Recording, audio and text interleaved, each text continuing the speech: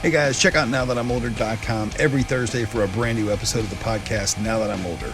It's a show about how getting older sucks but can be awesome at the exact same time with your host, Shane Smith. Woo! Wheeling, dealing, limousine riding, jet flying, son of a gun! And Ken Baldwin. The best there is, the best there was, and the best there ever will be. We talk about things that happened to us when we were younger. We talk about some random news stories, and we basically just sit around and shoot the shit. So check out NowThatI'mOlder.com every Thursday for a brand new episode. Thanks a lot.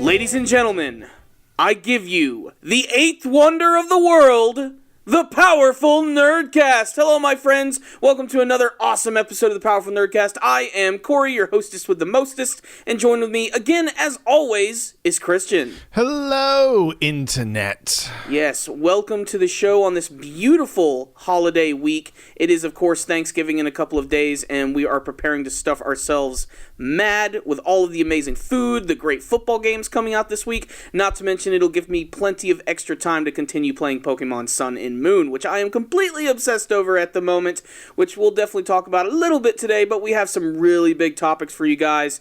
Let's just go ahead and jump into them, because what's really cool is, and this is something that we want to do for the next couple episodes of the podcast, and indefinitely if possible, we want viewer questions. We want you guys to ask us anything you want.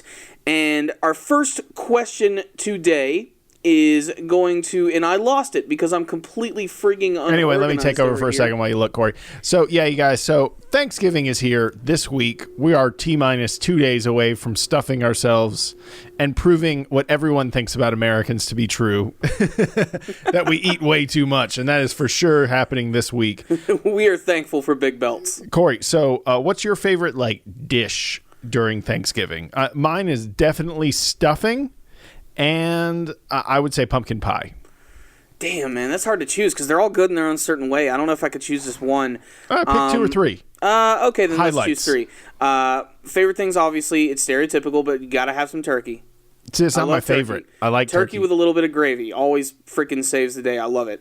Another thing that I really freaking love is sweet potato casserole or sweet potato souffle, which is what my mom makes, which is basically just mashed sweet potatoes mixed with cinnamon and sugar and all types. Well, not sugar. There's already enough sugar in there.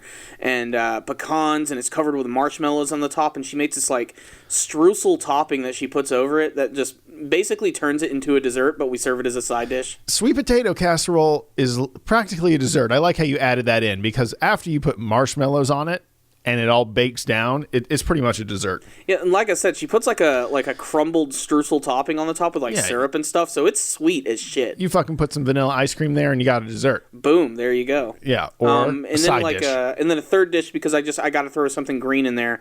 It's kind of a tie between my mom's green beans, but my brother always brings these Brussels sprouts, which are really freaking good. He roasts them with garlic and bacon, and they get really crispy on the outside, and they're super juicy and moist and just delicate. I didn't used to like Brussels sprouts as a kid, because when I was a kid I hated most vegetables, period. But over the years I've really grown addicted to those. It's funny because most people don't like Brussels sprouts. And I don't know what they're missing out, man. They're great. That's because they boil them or they steam them, and they become these soft, mushy little tiny cabbages. Yeah, you got to roast those. You got to put them in the oven at 400, 420 for 20 minutes. I make them with olive oil and black pepper. Mm-hmm. That's all I do. And then 20 minutes at 400, 420, wherever you want. You want them extra crispy, you go for 420. You just want them cooked through. 400 degrees is fine. Mm-hmm. And that is the best side dish with steak or something too. Oh, hell yeah. God, I'm getting hungry just thinking about this shit, man. There's two meals that I look forward to the most every year, and that's Thanksgiving and the food that we eat at Christmas. Is that good? They're very different too, because I know you and your family getting together for meals is a real tradition. Oh, in your family. It is a big deal, and any chance I can have to get close to my mom's house and eat her cooking, which I miss so freaking much. But this year, for the most part, I'm going to be doing a lot of the cooking. Yeah, you're kind of stepping up, as well as myself. Now that I have my own house and stuff, my girlfriend and my family are all coming to my house. Yeah. So it's kind of like, oh, shit. Like, I have to cook a lot of this. I have to clean this whole house. I have to have tables and placemats and everything set for everyone. Yeah. And I am subtly crippled, secretly crippled by the pressure of all of this holiday. It's starting to become a reality. Like, as you get older, you always sort of relied on the fact that your parents were the ones who were cooking Thanksgiving dinner. But, we're starting to get up there in age a little bit, and our parents are definitely starting to get up there. My mom, it's hard for her to just even, like, stir stuff now. She's getting a little up there, so that's why I'm deciding to help her out a lot. And, she's taught me so many things over the years. I've worked in restaurants before, and I think I have a pretty good, culinary eye. So, and I've cooked a lot of the side dishes and even the turkey a few times at our Thanksgiving. So it's something that I'm really looking forward to. I'm going to get a real early start on it because the tradition in our household is usually on Thanksgiving we eat early. Like, we eat at like noon. Oh, yeah, that's definitely early. Yeah. But, I mean, everybody has their own traditions. There's some folks who like to, do the whole dinner time, bring out the turkey, show it to everybody, carve it at the table. We're Southern, so we kind of go buffet style with it. It's easier that way, Yeah, though. it's a lot easier. And we have things like attached to slow cookers, so everything always stays warm. The one thing we do is, we go Norman Rockwell with it. We bring out the turkey and just show that to everyone. And we're just like, ooh, some people like to take pictures of it. And then we pull it away, wait 30 minutes. People start getting some appetizer dishes. And then we carve up the turkey and then we eat. Yeah, you have to let the turkey rest. Yes. Yeah, after you pull that bitch out, you freaking- think you just want to start slicing it up, but that's not the way it works. Don't even, you'll ruin your whole bird doing that way. And always take it out, I always take mine out 10 minutes earlier than it usually says.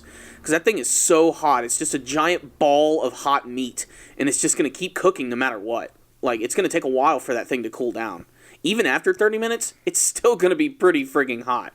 Yeah, like, you really have to be careful, because, like, that stuff is hot, son. Yes. So God. these were of course, our holiday tips for you guys. If you guys are excited about Thanksgiving, please tell us why in the comment section below, what your favorite Thanksgiving dish is, and if you have any thanks or any messages you want to give out to anybody, this is a great outlet to do that. We wish you all a happy Thanksgiving, but it's time to get nerdy, and that's what we're going to do right now. First off, we have a viewer question. This is from Ayers01, and he asks, or she, so SKG9000, given what you know about the Dragon Ball Super so far, are you guys still excited for the upcoming dub for the show? Also, is Christian into Pokemon series as well? So first, let's start with the Dragon Ball Super question. Are you excited for the dub that just got announced? Yes, of course. But I've also been saying I'm not going to be surprised when it comes out, because I know it's coming out. Oh, it definitely is. There's no doubt about it. Whether they announce it or not, it's coming. So I'm just excited that now we sort of have... Do we have a date, necessarily? I don't think we don't have anything super concrete yet, but it's going to happen. Okay, well then I'm excited. Yeah. I'm ready to see it, because to be honest, I have been watching Dragon Ball Super Z, whatever, all the time recently with Japanese voice actors. So I'm kind of used to it now. Yeah. It doesn't even like phase me anymore. But damn it, I love Vegeta's American voice actor and Goku's, so I'm all about that. Chris Sabat. Chris Sabat, who we've met, who's a really cool guy. Great guy. I think he's also the voice of Piccolo too. Yep. Yeah. So. I remember that character when he was important. Currently voicing Zoro in the One Piece dub. Yeah. So I'm excited about that. I think that that's going to get more people into Dragon Ball Super. I think that's just I going don't to make think that's going to be difficult. Well, it's not difficult, but it's going to kind of like the people that aren't used to Japanese voice actors. Let's be honest, it's almost like watching a new show when you get exposed to that for the very first time. Definitely. Because you're like, damn it, that doesn't sound like the character I know and love. I never envisioned Goku sounding the way he did when I watched the Japanese version for the first time, and I was kind of off-put by it. I was just like, what the hell is this? It sounds like a little girl. And, then I just decided, screw it. You found out it was a little Chinese woman. Well, Japanese. My bad, everyone. But when I got them all on DVD, I'm like, I'm finally going to sit down and watch the whole series in Japanese, and it really has grown on me to the point where it is my favorite version. But I still have a really big soft spot for the English dub, and I still think it's totally watchable. When we went to go see the latest film they had, the Golden Frieza movie, that was in English, and it was still enjoyable as crap. Oh, yeah. Like, everybody in that theater was totally gelling that movie. I It was exciting. rewatch some of those scenes, you know, because I just think they're like that good. Yeah, you know? and I mean, like you said, I still think Vegeta's voice actor is doing good. Frieza's voice actor is new, but that's the beauty of this new show too. Is there's not going to be any like baggage for a lot of the older characters. Like we know a lot of people are going to be returning, but there's a lot of new characters in Dragon Ball Super, so we're going to have some new voices attached to them. I actually haven't even watched Battle of Gods or Resurrection F in English yet. Or no, I have seen Resurrection F, but I barely remember like what Beerus and Whis sounded like. But they didn't. I remember when hearing them, I wasn't like, ugh, that sounds awful. Like it still managed to sound appropriate. Like Beerus was still intimidating and royal sounding, and Whis was still ridiculous and extremely effeminate. Yeah, well, I thought Whis' voice actor was perfect. Beerus's does not bother me at all. No, I have no like complaints for that. So I think that's very, very cool that they're pulling off both those new voices in English. I'm interested to see how they're going to make Champa sound, because in the Japanese version, he's got like this like really high-pitched sounding voice, which I really do think is perfect for his kind of character, but a lot of the times that can be reinterpreted in the English version. I wonder if they're just going to make him sound kind of like goofy and fat, or if they're also going to kind of try to go for like that really high-pitched sound, because like you look at a character like Yajirobe, who in the English version sounds like he smokes like 20 cigars a day. You know what I mean? Like yes, like, Yajirobe! And then in the Japanese version, he sounds, again, similar to Goku in a sense, where he just sounds super high-pitched and almost to the point where it's like, that's not Yajirobe. Like, when I was watching Dragon Ball Super with my friend Ben a couple weeks ago, and he heard Yajirobe for the first time in the Future Trunks arc. He'd never heard him in Japanese before, and he was just like, what the fuck is wrong with Yajirobe? Like, someone sounds like they're constantly, like, choking him. Like, it makes no sense. Maybe he's into that. Maybe he is. Who would have thought Yajirobe is into autoerotic asphyxiation? But, like... Maybe it's really good. Maybe that's why we're missing out. Yeah, maybe that's the problem, that it takes it to the next level, and we just don't know. Yeah. You know? But bring it to your Thanksgiving table this year. But... What? But I am excited for the dub. I really hope it's going to premiere on Toonami. That's like my main wish. Because, you know, Toonami's doing okay right now, but right now, like, anime on, like, cable television, on American television, has an incredibly small presence. Like, it's just slowly being, like, put on the shelf. What like, about, well, why don't you also think that, like, anime is just an internet thing? I mean, it's definitely... No, I definitely think it has more of a presence online, especially with places like Crunchyroll, and just the fact that you can basically Google just about any anime and find it. I have never watched Dragon Ball Super on anything but the internet. Yeah. Well, that's the only way we've had access to it. Well, that makes sense then. Yeah. I'm extremely happy that the dub is coming out, because it means I am going to be able to start picking up the DVD sets, which I totally will buy Funimation. I'm throwing my money at you already.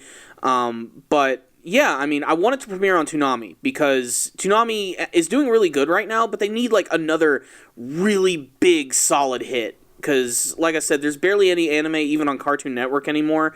They just pulled the Pokemon anime series from Cartoon Network, and they're now going to be putting it on Disney XD, which is a channel that not a lot of people have. I don't even have the channel, so I'm not going to be able to watch the new Sun and Moon anime, which... we'll discuss. Won't matter. And by the way, for those who tune into our YouTube channel, I am heavily considering reviewing that anime series, despite the fact that it does not appeal to my demographic. So all you guys need to do is just blow Corey up, and it'll push him over the edge. I've already been blown up a little bit over the last week, but you need to be blown up again. My bad. Yeah, anywho. Not funny. But yeah, I think it's safe to say we're pretty excited for the Dragon Ball Super dub, from just what it's going to deliver with the new stuff, and hopefully it'll make a splash on television just as much as it does on the internet. Yeah. All right, so the other part of that question was specifically towards you, Christian. Okay, Christian, here's the thing. are you into let's Pokemon? talk about my love of Pokemon. Let's talk about Pokemon in my life. Yeah. So it all started in middle school. I think it was like 8th grade or 7th grade when that game blew up for me, and Red and Blue were big. Yeah. You know? And the truth is, I just never got into it. Yeah. I just never got into it, because I was like all about RTSs on computers, like StarCraft and things like that. That like consumed my summer. I think transitioning into high school, I would just play nothing but like StarCraft constantly. I just liked PC games. And also, when I was younger, I did not like grinding to get your stats up. What would you call that? Like a No, WoW kind of game? No, that's what it is. It's just grinding. Yeah, and so and the love of those Pokemans just never got me, and that's probably why you guys have never seen me in a Pokemon video with Corey, unless it was like we made a specific video, which we have not done. But I'm thinking like, how could I be in a Pokemon video right now? And it'd be like, top 10 favorite Pokemon I like for no reason at all. You know, and it's just like me going right off the art That would be a good video. Yeah. To be, just like choose them on the most like superficial of levels. I mean, you have over 700 to choose from. I'd be like, I like this one because he's a dragon. Next. There's like 40 dragons or more like in the series too. Well, he's the best to me. And everyone would be like, well, his stats aren't that. I'd be like, I don't fucking care about stats. Fuck your stats, man. Yeah, he's a I never dragon. take stats into account with those videos, but... So, what do you call that kind of style of game where you have a character and you build them up, even though you have a bunch of characters in an RPG? RPG, yeah. I guess that's right. Yeah, Yeah. I've just never been into RPGs. I kind of got into Diablo for a little bit, and I got into Skyrim for a little bit, and You played through the Stick of Truth. well, damn, I love those characters so much. That's a little different. But the Stick of Truth was great and funny. Yeah. And Pokemon is boring and long. I'm sorry, guys. No, I'm not gonna lie. Like, with Sun and Moon, which just came out, I'm literally 22 hours into the game, and I've barely accomplished anything. Like last night when I played for like, I'm not even gonna lie, like 6 hours straight. All I did the whole time was just grind. I can tell you haven't had a shower in like 3 days. Is it? No, that's not true. Okay, It's 2 days. 2 days. Yeah, well, I can tell, Corey. Good thing this is not Smell-O-Vision podcasts, because you'd smell like a fucking some large, gross Pokemon. Insert name here. Let's just call Muck You smell like muck. or Garbodor. Muck, use acid. Muck, use take a shower. So, either way, guys, I do appreciate Pokemon. I like seeing dudes get together and want to trade Pokemon. I see the appeal of the game. It's simply put, as you get older, you do not have as much free time, and I see the dangers of Pokemon in my life, and I cannot have that in my life because, man, I only have so much time, and I want to build a badass gaming computer and sit here and play Battlefield 1 all day, and even the things I want to do, I don't have time to do. So the idea of getting into Pokemon is overwhelming. And in some ways, I think that is the failure of that series, is that it is scary to get into. Pokemon Go got me for like a week, and then I dropped that. But like I'm saying, I'm a little overwhelmed, trying to get I can understand that, especially with considering how many there are. There's a lot.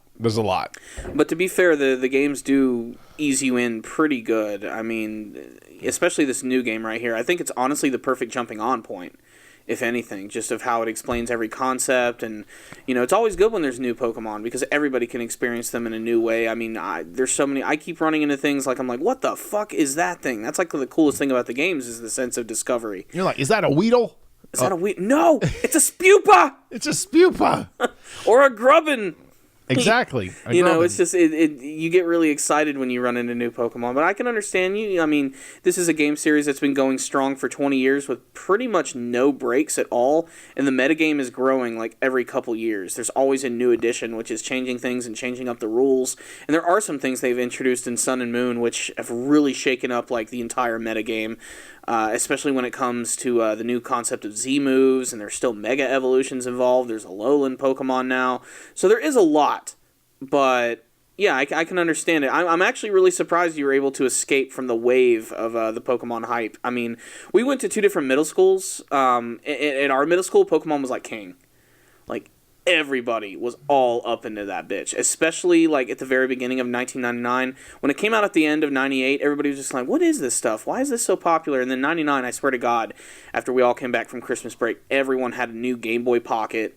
Everybody had their copy of Red and Blue, and it got to the point where they even had to like ban it. Like, they couldn't let us bring our Game Boys in. We couldn't bring the cards in anymore. It was just way too much of an immense distraction. Well, I understand it. I'm just saying, man, I went home and I played Counter-Strike and I played RTS games like StarCraft. Yeah. And that was it. That's what I did with my free time when I was you're younger. the StarCraft master, though. I'm not very good at StarCraft, I mean, I've seen you, you dominate at that game. I always needed more pylons. Zerg Rush, Oh God, the Zerd We rush. need more pylons. But yeah, like it was fun, and I wasted it. I say I wasted, but I had a great time. You know, not trying to fuck chicks, just playing Pokemon, not Pokemon StarCraft. Just lived it. You know, I lived it. I was young though; I didn't know any better back then. Of course not. But Pokemon is great, man. I can't get into it. There's two. Even we have a show called the Powerful Nerdcast, and we ourselves cannot cover all the nerdy topics out there. There's just too many. The subculture of the word nerd or nerdy things is super large now. And like I even meet people on, you guys know I have a video production company. It's what I do most of the time when I'm not here doing YouTube videos. And everyone I meet has some sort of nerdy thing. And I have introduced One Punch Man to so many people. Just the other day, we were having a conversation about all the voice actors we met. And I was like, yeah, I met the voice actor that played Winnie the Pooh. And they're like, oh, that's so-and-so. What was his name? Jim Cummings? Or Yes, it is. Jim Cummings. And they knew who that person was. And they were like, I don't want to say, they were envious, you know, they're like, holy shit, you met Jim Cummings, you know, we were talking about voice acting and all this stuff. And I was talking about how we got to meet Hodor that one time. And God, I wish he held the door open for me when we knew him back then before that shit aired. That just would have been a great story, you know? Yeah. Unfortunately, he did not hold the door open for me. That was bullshit. Fucking Hodor. I got a really good selfie with him, though. Which I never posted anywhere. That's the thing. Sometimes I get selfies with like celebrities and then I never post them. Yeah, you almost like, you kind of feel like maybe you're encroaching on them a bit. Maybe like you don't want to alienate them and be like, you're just taking advantage of their fandom. I did post the one where I met Ron Jeremy, though. Yeah. That was pretty cool. That's what you skip Hodor and everybody else, but you go for fucking Ron Jeremy. Did you ever tell that story? No.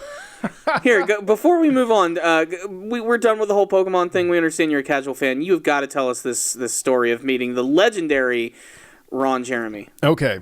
His stature is known by many. His large stature. So there I am. I'm filming an episode of Atlanta Eats in Hartfield Jackson Airport in Atlanta. And we're just walking. And then someone's like in the crew whispers to me like, hey, I think that's someone famous. And I look over and there is a shorter than you think gentleman over there. Everyone says that about celebrities, that they're shorter than you thought. But I think they design the sets to kind of make them look bigger. Yeah. You know, like if you're like the hero. I mean, what's the old saying that the camera adds like height or pounds or something? I think it says the camera adds 10 pounds. But it also, you know, like I remember the actor that plays Jon Snow. I think his name's Kit. He was saying how he had never been on a set with so many short people, and then he realized, oh my God, they're trying to make me look taller, you know? And Kit's not a tall guy. Like he's like 5'7", you know? Wow. Like he's actually a real short dude. Yeah. I guess under the average, if you will. Yeah. So yeah, there I am. I see this guy turn and he has a t-shirt on that says the One-Eyed Monster, and I'm like, that is totally Ron Jeremy. The One-Eyed Monster. Yeah, so I went over there and I just like, hey man, can I get a selfie? And I was actually about to abandon it because he was looking for his flight because we were in the airport. And he's like, oh, no, get over here, man. You waited long enough. And we took a selfie. And then the producers were like, damn it, Christian, you shouldn't have done that. And I was like, too bad. It's too late. I've now met Ron Jeremy and have proof, so it's all good. So anyway, it was a fun. Did you feel insecure next to Ron Jeremy, Christian? I felt inadequate in many ways. I mean, he's a dude now. He's an old man now. Yeah, you know. He's a legend. What I love. Oh, the best part of the story. Yeah, the best part of the story. I almost forgot this part. Yeah. So I posted on Facebook, and I'm like, hey, look who I met. You know, I didn't say who it was on my personal page. Well, on the MTech page, we did say who it was. And actually, if you guys ever want to follow us on Facebook, MTech Pro Media on Facebook, like our page, it will help us out a lot. I posted the picture on Facebook, and then I happened to go by my parents' house that night, and my mom was like, so how do you know who Ron Jeremy is? And I'm like, oh no. You looked? And she's like, yeah, I didn't know who he was, so I had to Google it. And I was like, no, Mom! No, don't go to the video section! Don't Google who Ron Jeremy is. I was like, oh, no. So now I'm like, it's like that one time where you're like, I don't give a fuck what I post on social media. But then when your mom's like, hey, who's this porn star you're with? You're like, fuck. Okay, I sort of give a fuck what I post on social media. We can only pray she didn't watch any videos. I just tried to change the topic as fast as possible.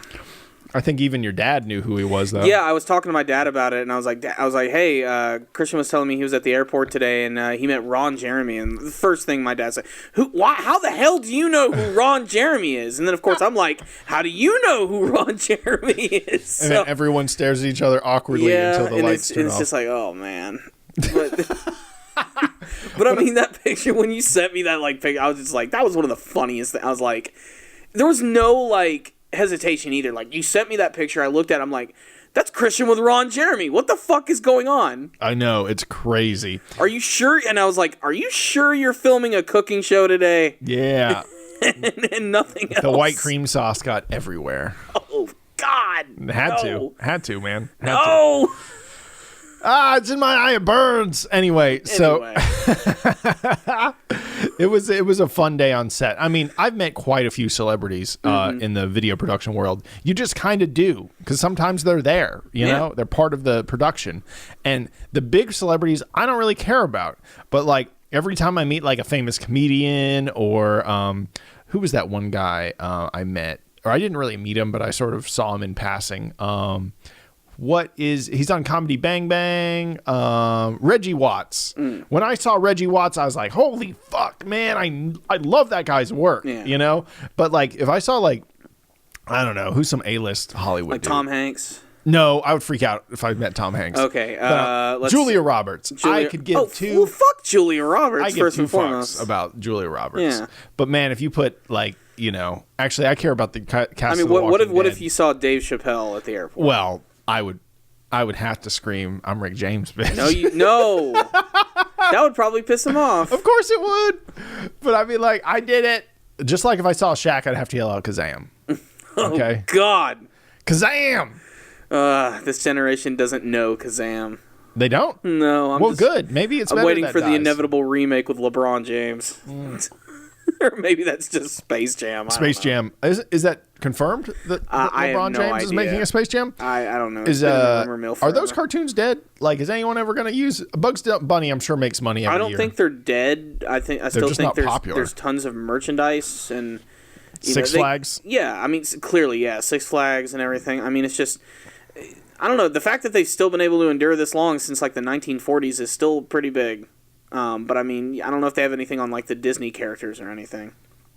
But then again, like, how often do you watch Mickey Mouse cartoons? Well, the thing about Disney is it's like an entertainment company that owns a lot of different things that has nothing to do with Mickey Mouse. Yeah. You know, like Disney owns Star Wars. That has Yeah. nothing to do with with Mickey Mouse, you know? Fucking Marvel.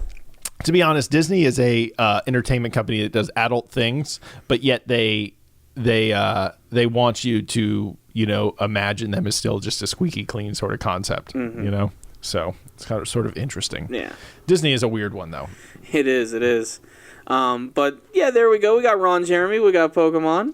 I Yeah. think that's pretty good. But Dude. we do have one more thing I want to mention just because I thought this comment was just really funny. In last week's podcast, we were talking about the new Ghost in the Shell trailer. And we were talking a little bit about the controversy with Scarlett Johansson playing in the Major, and this just great comment right here. And the username is also just ridiculous, so here it is. It is, LeBron James makes my Dick James harder. Said, honestly, at this point, Scarlett Johansson could star as Martin Luther King Jr. and I'd still fap. Just imagine her with that little thin mustache. Oh, God. Almost like pencil thin mustache. Yeah. Let's see if they'll get away with that one. I And don't she's think like they will. crawling towards like Congress. She's like, I have a dream, you know? Like when they were doing like the whole march. Yeah. Except that she's being all like, I don't Sexy? know, put her in like leather or something. Yeah, I don't yeah. know, like a leather suit. And for some reason, she's shooting a gun. Yeah, fuck it. Just really just go full on ScarJo with it. And oh man, I just want to. Never mind. And it's just like a close up on her ass as she's like walks into the Oval Office to talk to the president. Mm-hmm. You know, I don't know. It sounds good to me. I'd fap. You got anything to add to that, Corey? I got nothing on that okay. one. All right, but yeah, I just saw that comment. I just thought that was really damn funny. So again, guys, if you have any other comments, questions, or anything you just want to ask us, just let us know on the YouTube page. And if you have any funny comments, we'd like to talk about those as well.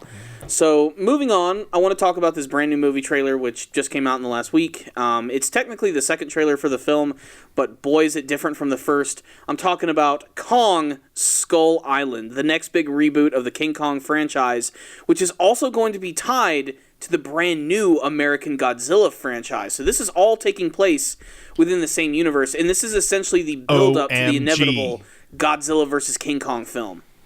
Well, there you go. If you ask me, match made in heaven. I'm glad they made Kong bigger. Mm-hmm. I'm glad they are bringing them all in the same thing.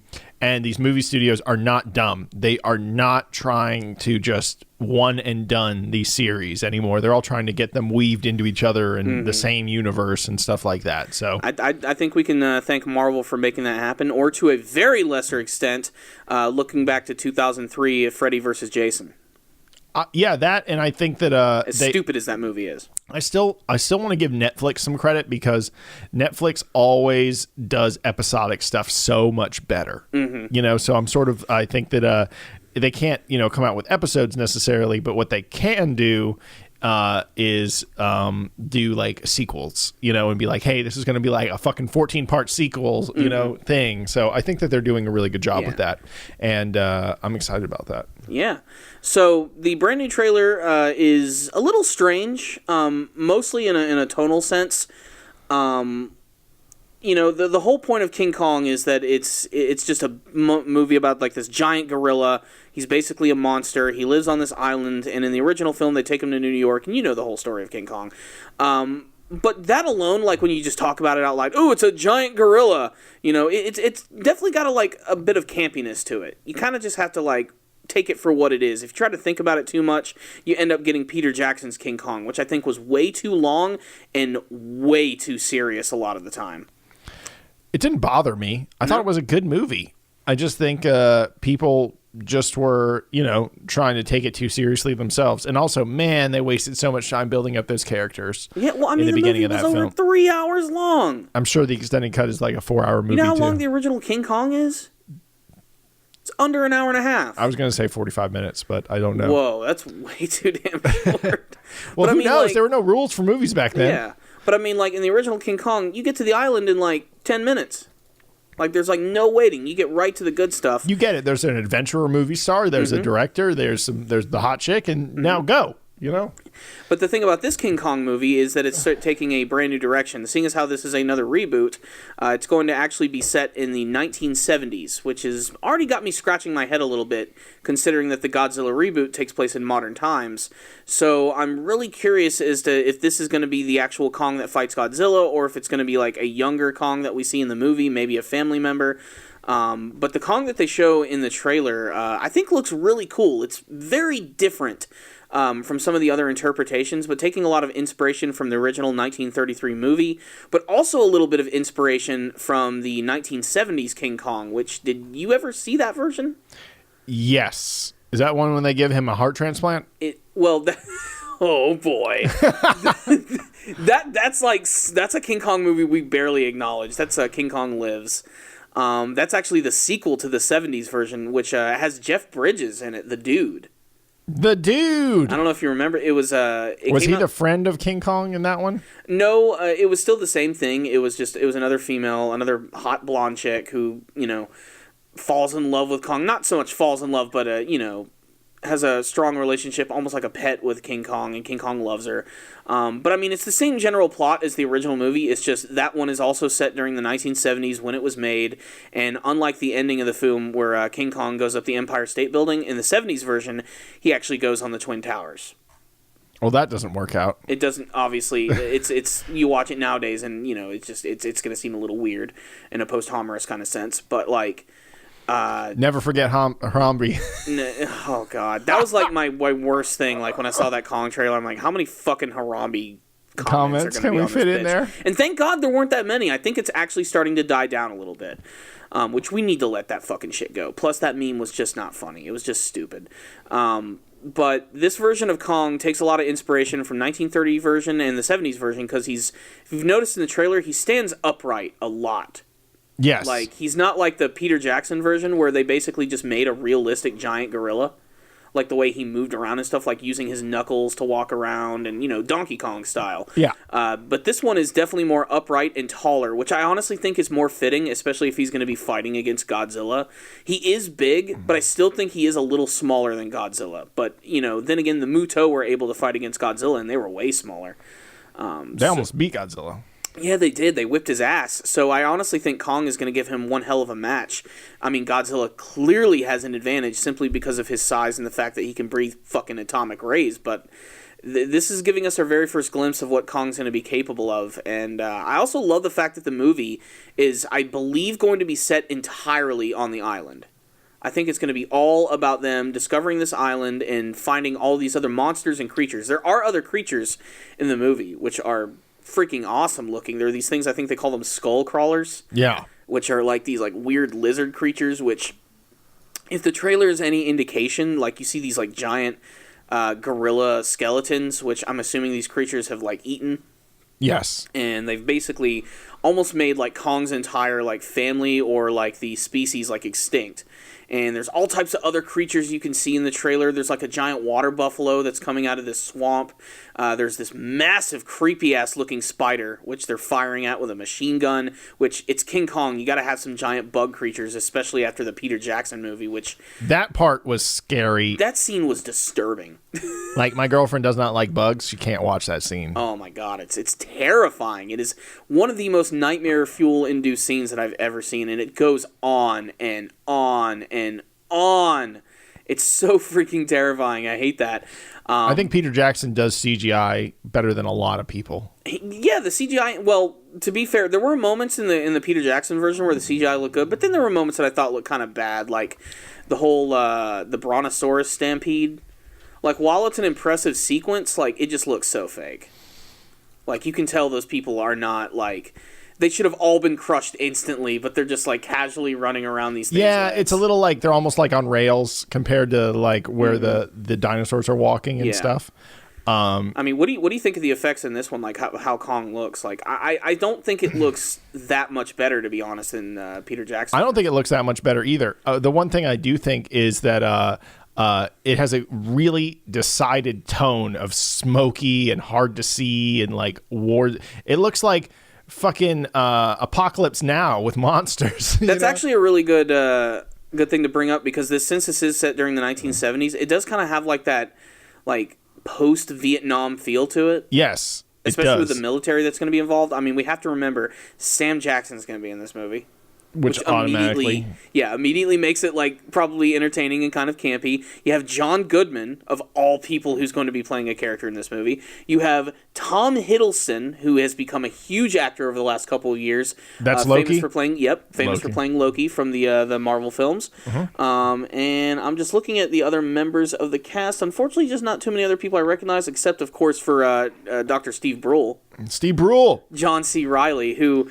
He's the one character in the trailer, like, that, like, kind of shifts the tone, because that's the thing. The trailer opens up with Creedence Clearwater Revival's Bad Moon Rising. Yes. And I'm not sure if the song is fully appropriate, but, like, I don't know. It at least lets you know that this is set during the 70s. Yes. And then we go to Skull Island, which, of course, the giant outline of the map is shaped like a skull. And then they immediately, like, run into Kong, and he just starts wrecking all their shit, and then the trailer tries to get serious for a second. And then comes John C. Reilly in this big, goofy old beard, and he just sounds like John... I can't take John C. Reilly serious. No, well, I don't think you're supposed to. I feel like he's supposed to be the comic relief. Oh, definitely, without a doubt. Film, you know? He looks like this like old grizzled guy who like got stranded on the island like years ago and somehow just lives with the natives. Yes, and he he knows everything about Kong and all the other monsters on the island. So basically, he's going to be kind of like their island guide as they make their way through all of these like monsters and things. But I also really love the fact that the back of the jacket that he's wearing says something about good health. So it just God. Yeah, so it immediately reminded me, I'm like, oh, for your health. For your health. Fucking Dr. Steve rule. I think that was the rule. He's like, I'll only do it if you let me, make a rule reference in it. I will say that you're actually watching a sequence from Peter Jackson's King Kong where he's fighting against the T-Rexes. I forgot there were 3 of them. Yeah, like, I have to admit, like, this scene is still pretty fucking awesome. It's probably one of the cooler scenes of the whole film. I'd say it's probably my favorite sequence of the whole thing. It's one of my favorite sequences of all King Kong movies, actually. You know, I think that it's just cool looking. It's a great reference to the original where he fights against a stop-motion T-Rex, which does not. I don't know if we're going to see. I mean, we see some dinosaur-like creatures in the Skull Island trailer. I don't think we're going to get. I don't think they're going to replicate the whole T-Rex battle just because it's been done so many times. Mm-hmm. If they're smart, they're going to do something new. Especially him and the Skull Crushers are going to fight for sure. Yeah, definitely. Those creatures, maybe even a few other surprises, because since this is set in the whole Godzilla universe, we know there are big fucking monsters to fight. Mm-hmm. So it's really cool that this is going down. Did you have a favorite scene from the trailer? Was it Sam Jackson and Kong face off? Yeah, that shot where he's like coming up through the fire. Yeah. Yeah, that did look pretty awesome. That did look pretty darn cool. Yeah, I was cool with that. Mm-hmm. I thought that was going to be pretty good. Mm-hmm. And I'm just excited to see how they capture Kong, because that's always one of my favorite elements, when the the film settles down and they try to capture him. And I was like, how many tranquilizers is that going to take? Yeah. I mean, we'll have to. My theory is they're not going to capture Kong. They're not? Like, they're not going to do. I think they're going to just have Godzilla show up there? No. What they're going to do is they're probably going to axe the whole King Kong goes to New York thing. Uh-huh. Because, I mean, that's just. It's been done a million times. And this is supposed to be like the first setup. And, I mean, the whole movie is called Skull Island, so I'd really like it to be set entirely on the island, period. Yes. And I want them to find a way to keep Kong there. But like I said, I'm still interested to learn if this is going to be the Kong that fights against Godzilla, because, there's a good 40 or so years or more, like, before the Godzilla event happened. But they also made it painfully clear that Godzilla existed before that time, but the next movie is going to take place after the Godzilla movie. So there's still so many questions to see what they're going to do with this one. But there is an overarching theme throughout both of these movies. There's an organization which is called Monarch, which is basically... The Monarch! Yeah, exactly. It's almost impossible to say the Monarch without making a Venture Brothers reference.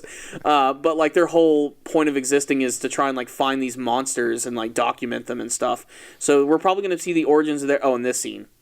King Kong biting off the tongue of the T-Rex. Yep. That was freaking brutal. And then breaking his head. Yeah, and basically this was the scene from the original King Kong, was just Kong fighting against a single T-Rex, and then they just roll around for a little bit, and then he just completely wrecks its jaw. Yeah. I mean, God. Yeah, this sequence still does look pretty awesome. Yeah, this is pretty cool. You can't deny. I mean, it's a giant gorilla just, destroying a T-Rex. Yeah. I like how he plays with the jaw for a second. That's what they always do, Gotcha. Gotcha. And then, of course, the triumphant beating of the chest, which, of course, they have in the trailer as well. They got to have that. It's all set to the music as well at the end of the trailer, which is a little cheesy, but I like it. It's solid editing 101. That's what you got to do. But, I mean, King Kong is a really classic film character. I mean, I can only imagine what people thought in 1933 when they saw that original movie. Like, try to find the King... Oh, look, King Kong vs. T-Rex. There's the original. Where? This one? Did you ever see the original? It's been so long. I think I've only seen pieces of it. Okay, I mean, I'm a monster movie kind of guy, so I've seen it at least, I think, 5 times all the way through. Someone said top 10 anime battles right here. I'm like, this is not an anime. This is not an anime. I mean, if you could... It looks just as good as the Peter Jackson one. I honestly, I still think...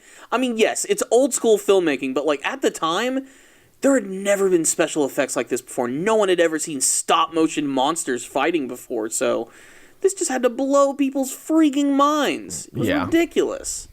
And like I said, you can kind of see by looking at this Kong how the Skull Island version kind of takes a little bit of inspiration from its design. Yes. Where, like, you look at King Kong, Peter Jackson, like, that Kong is, like, really bushy and like thick. This one's a little leaner, and the hair is a little shorter. Yes. So that's kind of what they're going for, which I really do like. I like that they're honoring the original classic, as well as kind of making it something new, like it's standing completely upright and just super muscular. That shot where he's walking through the water reminds me a lot of Shadow of the Colossus. It has that very same feel. Mm-hmm. It really does. Wow, this scene obviously was the inspiration for the way Kong killed the last one. Oh, he does the same exact thing, I believe. I don't think it's as extremely violent, but he pretty much does the same thing. Yeah. Yeah, he just completely breaks his jaw. He plays with it for a second. Yeah. And then he does raw. But yeah, they pretty much took that scene. They're like, you know what, we can make that better. And they made him fight against like multiple T-Rexes on this cliff as they're falling and everything, and it's super intense. Dude, that just reminds me that they're filming Pacific Rim 2 right now, and that is so awesome. I'm ready for Pacific Rim 2, man. Such an underrated sci-fi classic. Well, actually, I don't think it's underrated. I think a lot of people like it. Yes.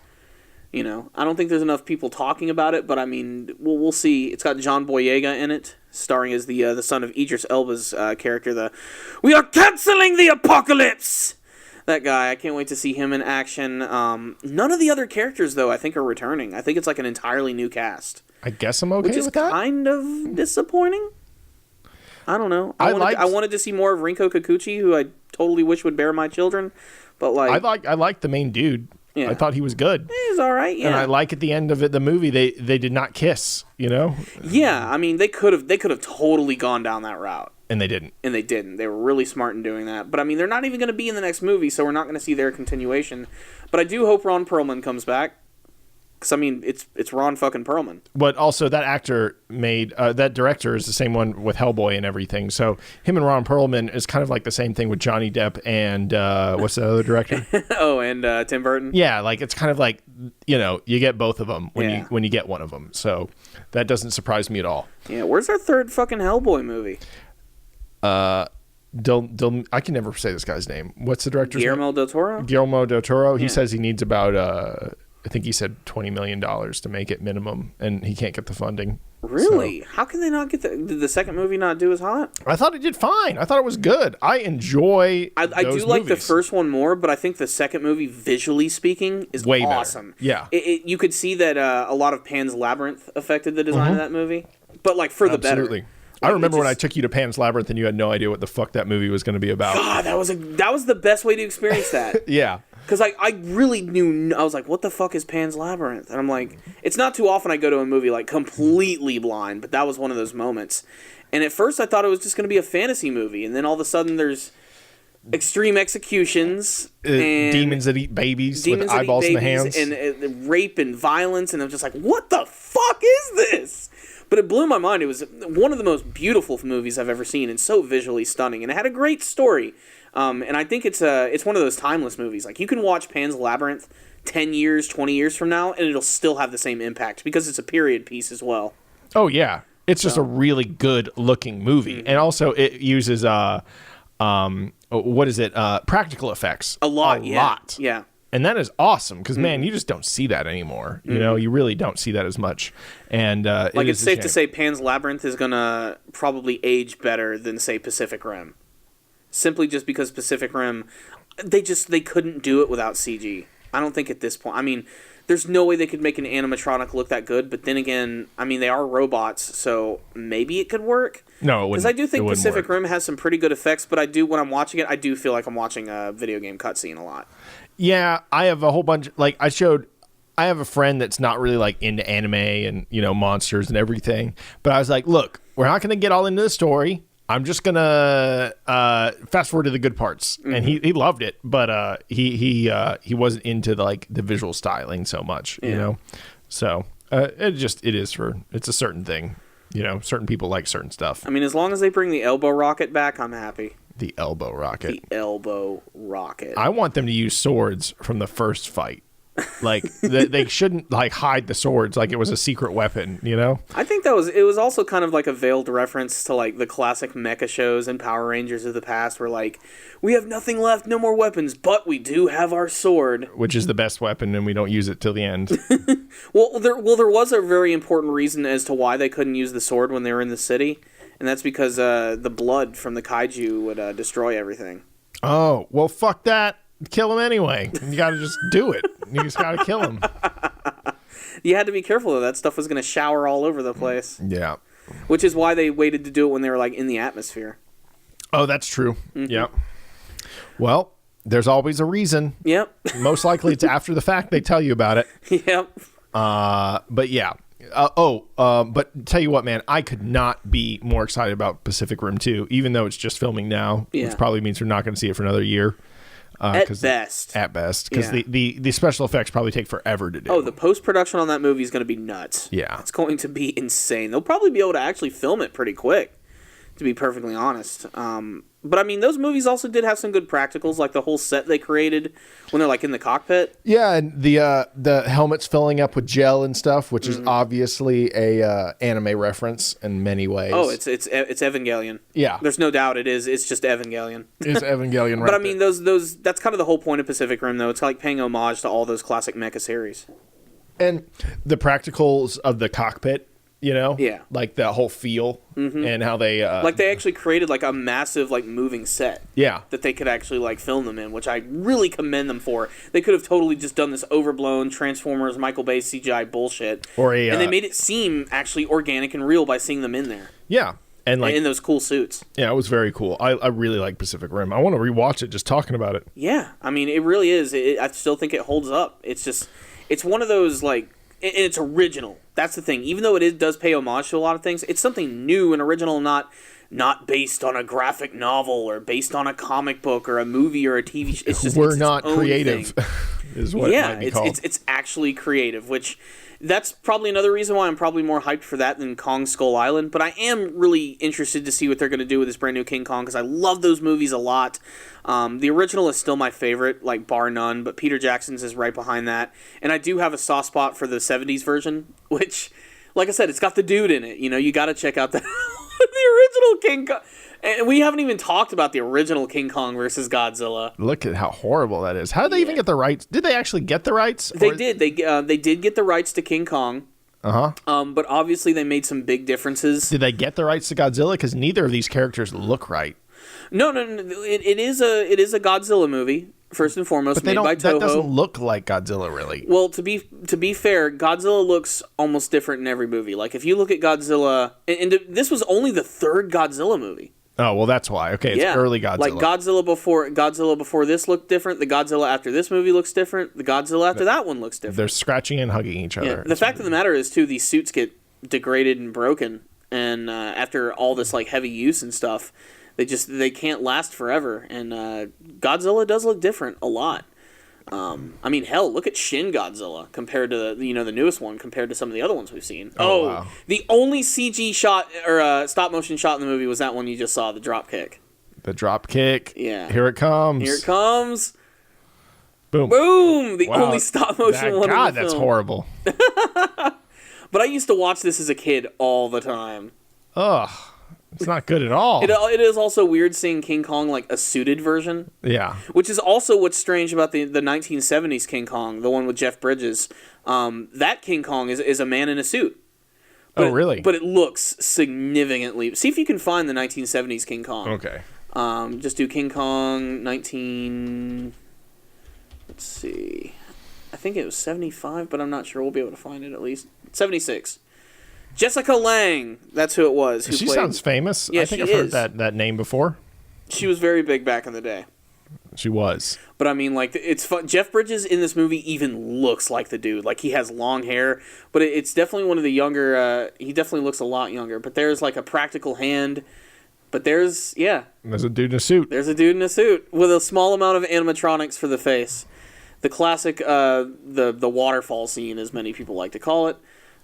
This is where she actually starts to kind of appreciate King Kong. He's not really a bad guy at all. He's a really nice gorilla. I need some... What the hell else is going on here? Let me see. I wish we could find, like, if there's, like, a trailer or something for it. Because I want you to see, like, Jeff Bridges. King Kong 1970. Let me just type Jeff. Let's see. Maybe we'll be able to find the dude.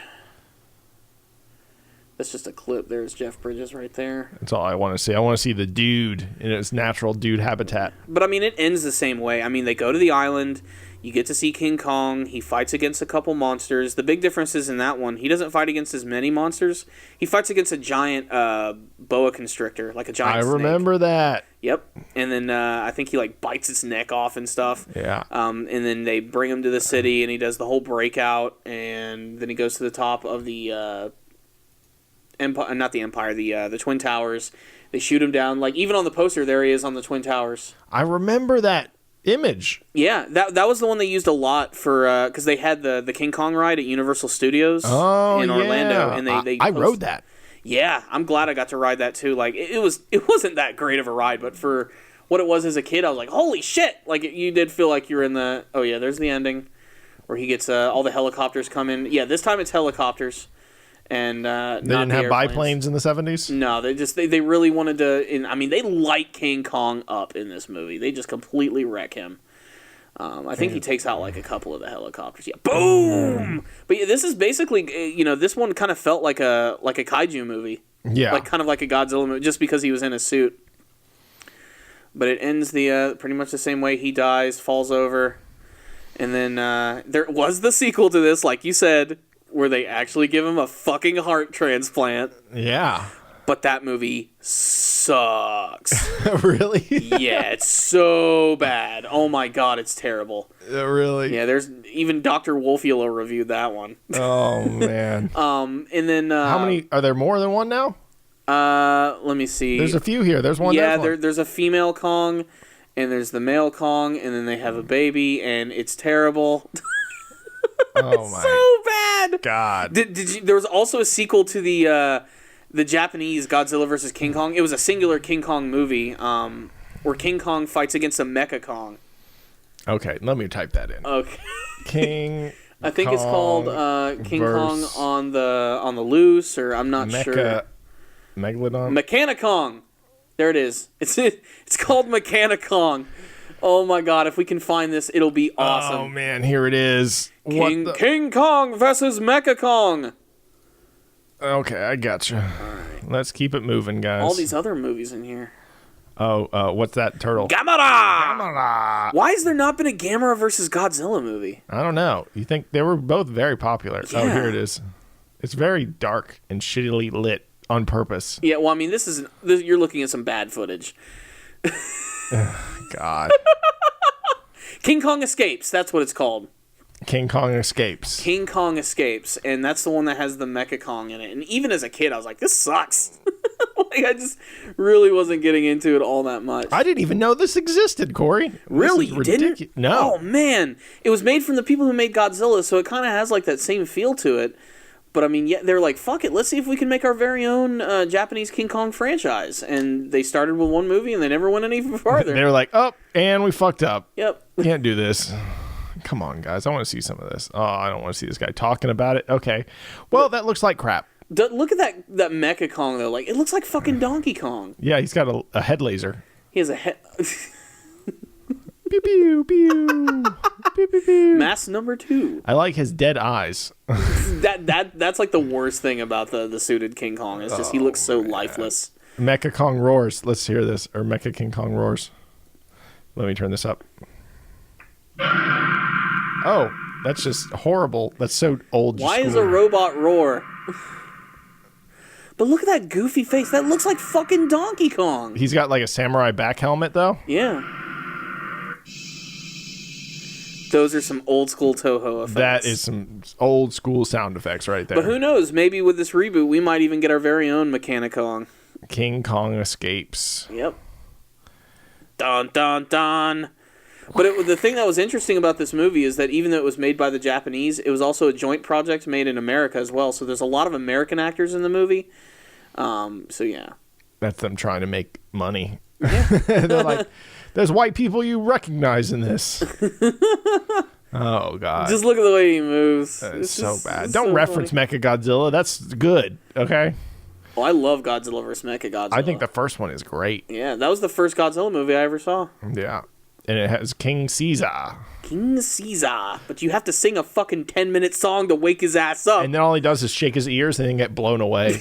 And he like does nothing. At least in Final Wars, they got to like have him play soccer with fucking Anguirus. Oh my god, King Caesar to me is the biggest like loss of potential. You know, like it was a cool character. Yeah, and he was a unique monster design, and does nothing. And King Kong vs. Mechagodzilla, when looked at a lot of the other older Godzilla movies, like has one of the bigger budgets, and you can tell. Oh yeah, it's highly unlike the one you're looking at right now, King Kong and fucking what is this, Megalon? Megalon, that movie sucks. How many damn monsters can they have that have blade hands? Like, stop with the blade hands. Megalon and what's the other one with the hook hands? He has the saw in the middle. Yeah, and he has the saw on his. Stupid. Yeah, I'm like. Oh, and fucking Jet Jaguar. That character is dumb. Let's be honest. Jet Jaguar. Who's like Jaguar. He's like a Giant Man ripoff. Basically, yeah. Yeah. He's Ultraman. Oh, there they are, both the blade hand monsters. Yeah, he appears. Yeah, that's what's funny. They both appear in the same movie, fighting against Jet Jaguar. Oh God, it's so bad. Otherwise known as Mecha Jack Nicholson. Oh God, that's a good way to put it. Yeah. Oh man, that's ridiculous. Oh my God. Why would they fly that close? They have guns that shoot really far. I don't know. Why did the planes fly so close? It's Godzilla logic. This Godzilla movie is amazing though, because it does have the just type in Godzilla. See, that looks like Godzilla to me. Yeah, that's 70s happy. I'm gonna save the universe Godzilla. Yeah. Very different from some of the previous ones. Look up Godzilla Dropkick. Okay. It's from this movie. And hopefully, I don't know if you've seen it, but it's amazing. Oh, there it is. Here we go. Oh yeah. Maybe my favorite scene. Godzilla vs. Megalon. Yeah. Here we go. Raw. Boom. No, what's great about the scene is it's so cool that they show it twice. Oh, they do it again? Yeah, they do the same, and they don't even like try to create a new shot. Like, do it again. The pickup scene looks different, where he's picking him up. Yeah, but that's. I think their scenes are different, but it is the same move twice in a row. I mean, just they knew they're like, we have to. They do a death battle of Godzilla vs. Gamera. You never saw that one? I feel like I have, most likely. Godzilla wins, right? Of course he does. He's Godzilla. Yeah. Gamera was cool, but let's not get crazy, bitches. But still, they need to make Gamera versus Godzilla. Or at least a team-up movie. Mm-hmm.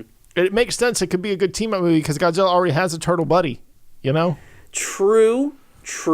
You know? I always thought that his turtle buddy had the coolest sound effect voice, too. Yeah. That's why we'll take that. That's a good enough try. What's that character's name? Anguirus. How do you spell that? Anguirus. There we go. Anguirus talking. Let's see if we can... Oh, God. Don't get that. That's like the worst part. Yes, there is a movie where Godzilla and Anguirus talk for like a few scenes. No. I just want to hear his roar. But you can't understand what they're saying. In the Japanese version, at the very top, they have speech bubbles, so you can understand them. Let's see if we can get the kaiju talk. No! No, we don't want that. No! What are you just looking for, like the sound roar? effect? Just do Anguirus roar. That's what I think it sounds like. Let's see.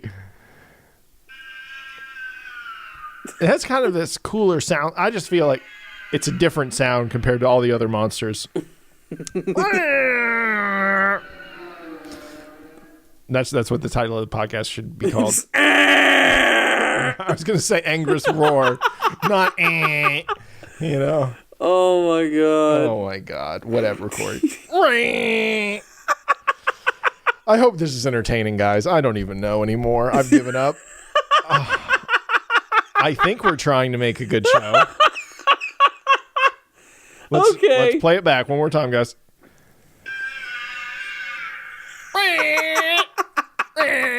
This is us. This is a sound entertainment makes. This is the sound entertainment for makes all those who decide to download this episode and listen to it in your car. Roll your windows down so everyone can hear it. Let's all together now. Okay, we're done with that. We promise. We're done. We're done. I'm done. Oh man, how many? Dude, there are like 18 videos of this roar. Yeah. This is cool. Okay. Anguirus clearly has his fans. You know what I love about this character? You can tell that's a dude in a suit on his knees.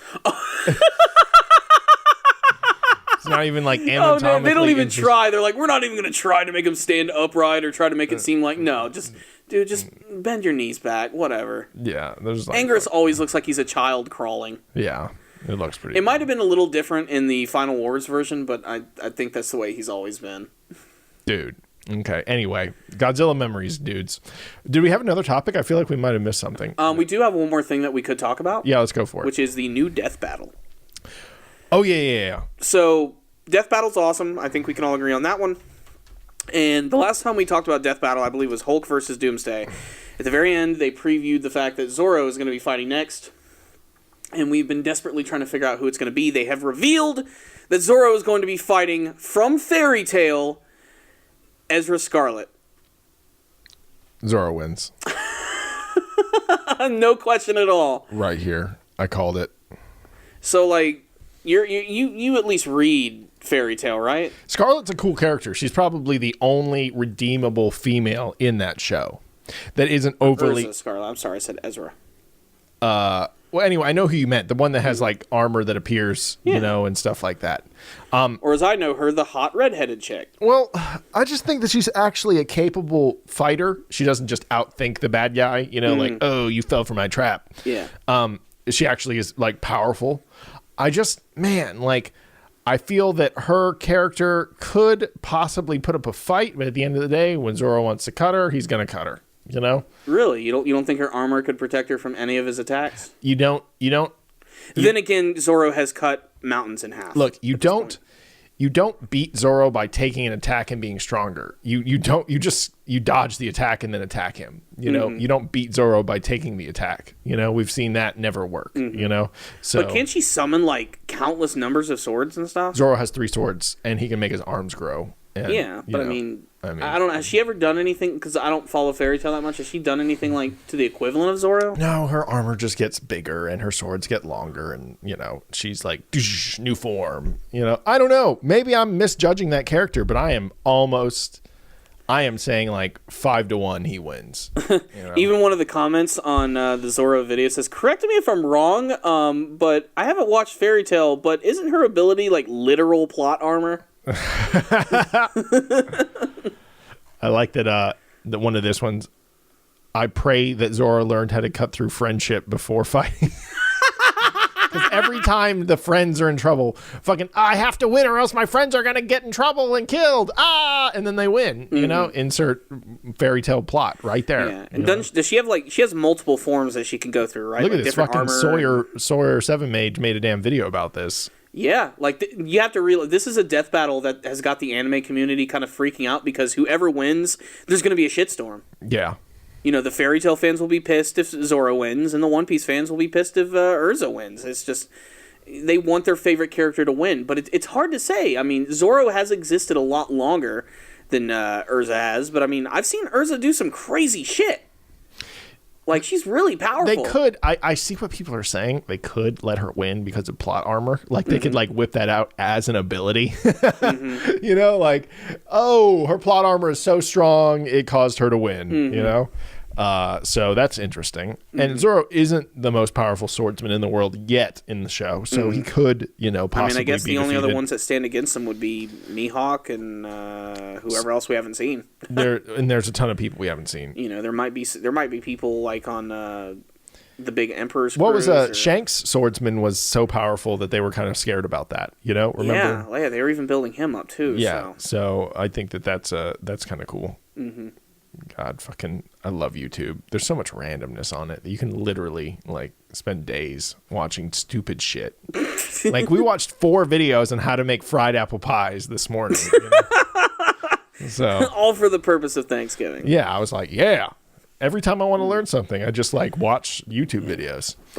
But yeah, next time we'll definitely take a look at the Zorro versus talk about battle. that. Yeah. And see how it goes down. We'll consider it kind of like a live play-by-play as we're looking at it, because that should be out next week, and I'm really anticipating it. It's one of the first death battles I've been looking forward to for a long time, and I just can't call it, like, at all. A lot of that having to do with the fact that I just don't know shit about Fairy Tail, but obviously I want my boy Zoro to win, but who knows? Urza could take it. Urza. Power of friendship. Urza for the loss. Sorry, guys, not into Fairy Tail like that. To be honest, I read it, but I'm not going to, I'm not going to think that it's better than One Piece. Never, ever. It's like a guilty pleasure. I just want to see the battles. I don't blame you. All right, guys. Well, before we wrap up, let me just take a moment to thank our network. That's Rogue Intel. Rogue Intel gives us the ability to speak our minds and be ourselves and talk about cool things like anime swordsmen fighting each other and giant monkeys. So make sure to check out the other shows at rogueintel.com. And if you want to help keep the network going, please head over to rogueintel.com/Amazon for all of your shopping needs this holiday season. It doesn't cost you any extra, and a portion of your total will go towards the Rogue Intel network. Christian, you got anything else for us? Hey, you guys. Thanks for listening. We appreciate it. This show wouldn't be anything without you guys. And until next time, the Powerful Nerdcast is out.